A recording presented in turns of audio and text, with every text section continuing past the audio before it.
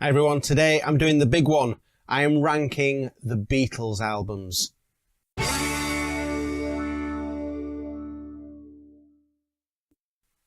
Today I'm taking on the biggest task of the lot, and that is ranking the Beatles studio albums. I'm going to be looking at my least favourite through to my favourite and just describing a little bit about why I've placed each one in the position that I have. So the Beatles albums are the holy grail of music as far as I'm concerned, and I know I'm going to upset some people with some of my choices, but the thing is with the Beatles albums, they're just so damn good that even if I put an album in 9th place, it's still a brilliant album. I'm not disrespecting the album in any way by having it at the bottom, but there's just different levels of brilliance within the Beatles albums. So, without further ado, let's crack on. So there's 13 albums to look at in total. My number 13 is Yellow Submarine. Now, that's probably not going to be a great shock to many people, and I'm not saying I dislike this album. I could put this album on now and I would have a very, very pleasant time with it. But I'm putting it in last place purely because obviously half of the album isn't even the Beatles. It's the George Martin orchestra suite from the film, and I do enjoy listening to that, but it's not the Beatles at the end of the day. You've got on the first side, there's 2 songs that have already been released, so Yellow Submarine and All You Need Is Love. There's It's Only a Northern Song, which was a throwaway from the Sgt. Pepper sessions. It didn't make it onto the Sgt. Pepper album. Altogether now is probably one of their more throwaway songs than any other, but you have got 2 absolute gems on this album that I love, and that is Hey Bulldog and It's All Too Much. It's All Too Much, probably one of my favourite George Harrison Beatles songs. And Hey Bulldog is just a fantastic rocker. It's got that superb bass line by Paul, and it's just such a fun song and works really well on the film. But for the reasons that I've mentioned, I think it's fair to put that in 13th and final place. What would you have as your 13th place Beatles album? Let me know in the comments. In number 12, it's another album that's full of brilliant songs, but it's just up against such good competition. It's Let It Be.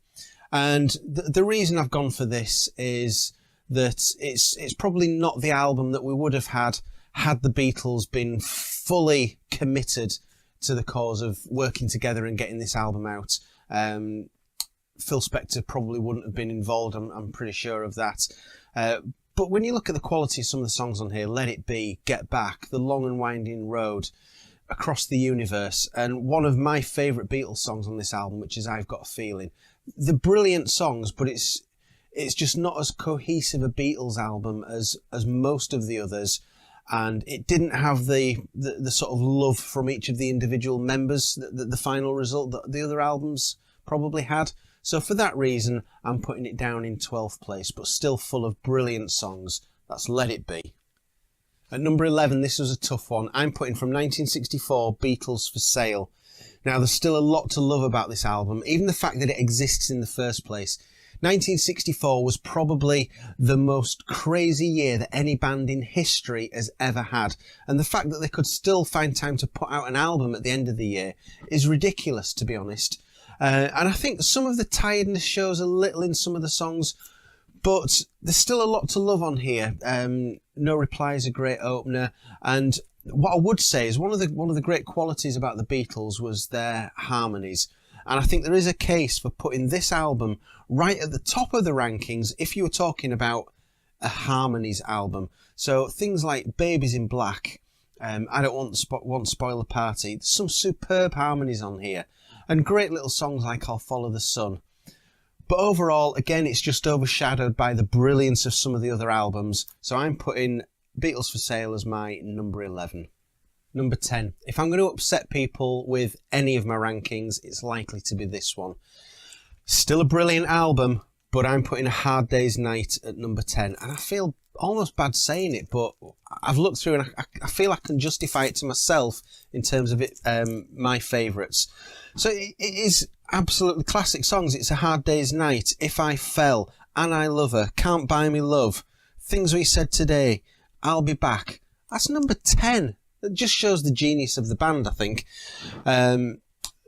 for me, I'll explain why I think some of the albums that I've ranked a bit higher, I have ranked a bit higher, but this was the only album that's full of all Lennon and McCartney songs. It is absolutely superb. I just think that they went on to do even better things in other albums. One thing you can't argue with on this album is the energy of it. Absolutely superb. It's a great album, but it's number 10. Ridiculous. Okay, number 9. This was my biggest decision whether to have this or A Hard Day's Night at number 10, but I've gone with Help as my number 9 album. And when I was justifying it to myself about which is my favourite out of those two albums, the thing for me with Help that swings it in its favour is I just think that the highs are a bit higher. So tracks like Help, Yesterday, You've Got to Hide Your Love Away, You're Gonna Lose That Girl, I just think they're just a slightly higher level than the best songs on A Hard Day's Night. It's very close though. And they were really in the swing of, by this point, making a name for themselves as just the best composers of popular music in the world, without a shadow of a doubt. And it's a great album. It's got a couple of weaker tracks on here. You can make your own mind up which ones they are. But I just think the highs are so high that it enables it to probably just lift it above A Hard Day's Night in my rankings. Number 8, another tough choice, but they're all tough choices here. I've gone with the Beatles, the second album from 1963.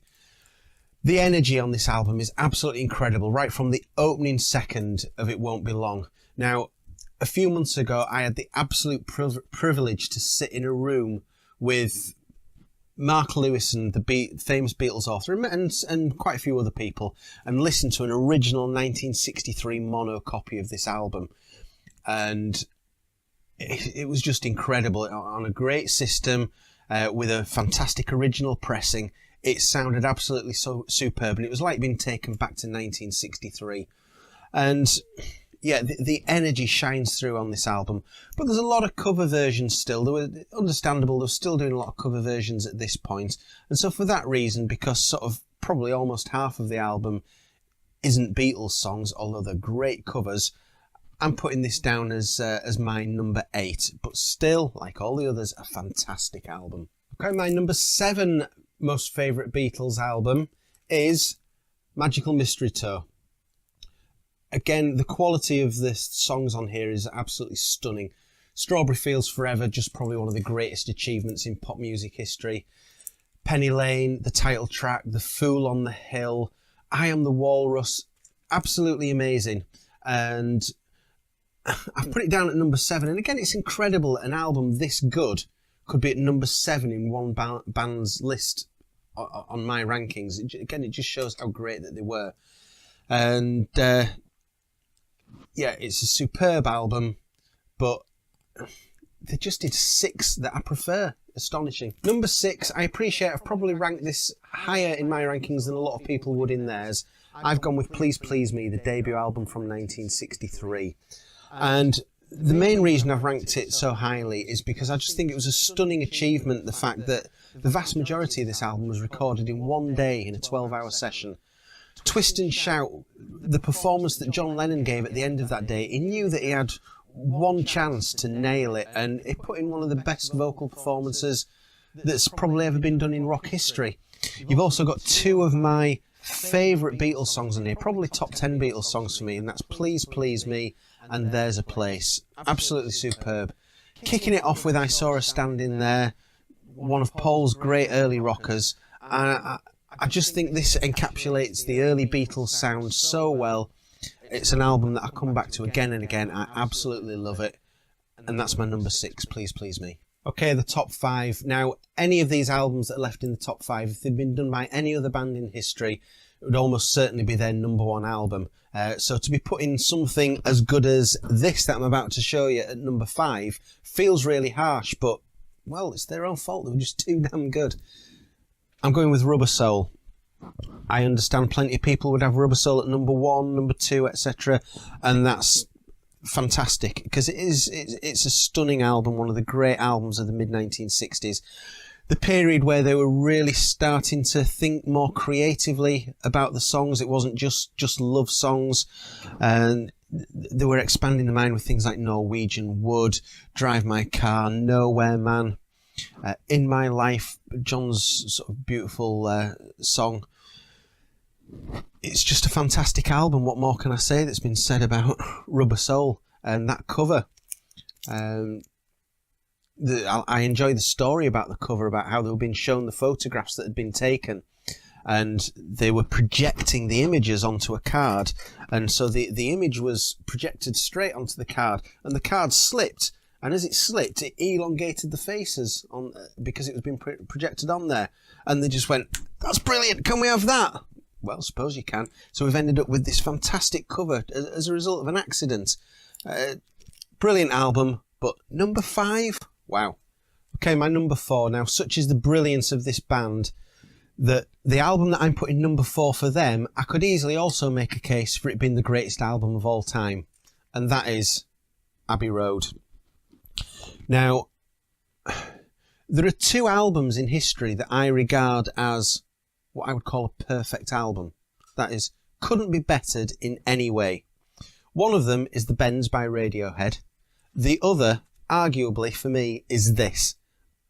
I know some people don't like Maxwell's Silver Hammer, some people don't like Octopus's Garden, but I think it just wouldn't be this album without those songs. And side 2, the medley, is, for me, the greatest piece of music that has ever been put on to record. Magnificent. And even before the medley, Here Comes the Sun, Because, etc. It is stunning. So I'm struggling to think myself that I've put it at number 4, but I have. That's Abbey Road. Right, we're into the big 3. Now, a few years ago, I did a chronological listening session that lasted a few weeks, where I started from the jazz era of the 1940s and 50s, early rock and roll, and I listened to things in order, singles, albums as they started to become popular, and all the way through to sort of the early 1970s. And there was occasional points along the way where something just hit you as, wow, I've never heard this before. Revolver was one of those moments. So I've been listening to songs from 64, 65, 66, this hits, and this is new. Especially something like Tomorrow Never Knows, still probably one of the greatest achievements ever put on record. Absolutely fantastic. But all the way through, the quality shines through. Taxman, Eleanor Rigby, Here, There and Everywhere, She Said, Good Day Sunshine, For No One, Got to Get You Into My Life, which again I would say is probably one of my top 10 Beatles songs. Just the confidence of that song is incredible. They were absolutely on fire at this point, and it's my number 3 album. They made 2 albums that I prefer to this. Still blowing my mind. Okay, 2 albums left. You've probably worked out what they are. But in number 2, this is the album that I've always considered that question of, if you were to be stuck on a desert island for the rest of your life, you can only take one album with you that you can listen to, what would it be? I would take with me the White Album from 1968. Just because it's just so varied. How many albums are as varied as this? You've got Helter Skelter, Mother Nature's Son, Honey Pie, Back in the USSR, While My Guitar Gently Weeps, Revolution 9. Wow, the breadth of this album and the styles that it covers is astonishing. And there's no doubt if I could only listen to one album for the rest of my life, it would be this one. Because whatever mood I'm in, for whatever kind of music I want, I'm probably going to find it on here. Absolutely brilliant achievement, and that is my number 2 Beatles album.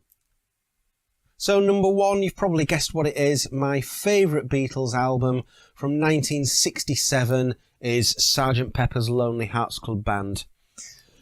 To me, this is the greatest album of all time by anybody. What they did on this with the technology that they had available to them at the time just absolutely blows my mind. And I can't underestimate the credit that should go to George Martin and his team for what they did in putting this album together.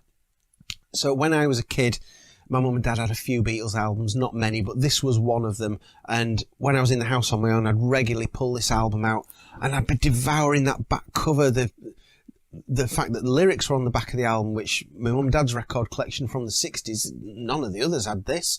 That cover, I mean, you can look at that cover for months and you still can't take it all in. And the music, I just think to do this on a 4-track recording machine, it's just incredible. The quality of the songs is fantastic throughout. And there's one song on here that isn't my favourite, and if I had to pick a song on here that I didn't like quite as much, it would be Fixing a Hole, but that's just nitpicking of the highest order there. Getting Better is, again, one of my absolute favourite Beatles songs, and I was in the audience the first time that Paul McCartney ever performed that song live in the UK, and I don't mind admitting that brought a tear to my eye. And George's song Within You, Without You, incredible. A Day in the Life is maybe the best ending to an album that there's ever been. I just don't think this album has ever been bettered by anybody in history. And I'm very, very confident in saying that this is my #1 favourite Beatles album. What would your rankings be? Have I put something in completely different places to what you would do? Let me know in the comments. It would be lovely to hear from you. Hope you've enjoyed that. Please feel free to subscribe to my channel because I do more of this nonsense every now and again. And I'd love to see you in some more videos. Thank you very much. Bye-bye.